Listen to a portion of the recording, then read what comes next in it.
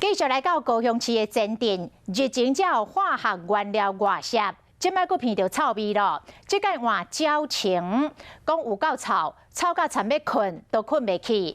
环保局到场处理，发现这个工厂囤废弃物甲化学的原料，也毋过一直到早起，头家也是无出面，居民真愤怒，到工厂去喷油漆。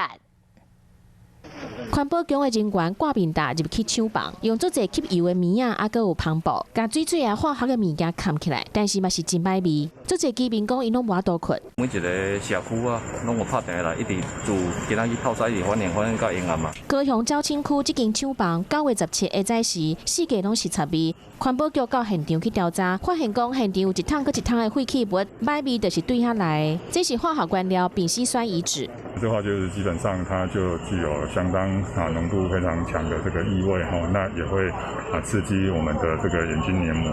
居民透暝困袂去，一直到下早时还佫有臭味，有人足生气的去现场喷漆，业者无出面，但是厝主有出来，局长回信嘞。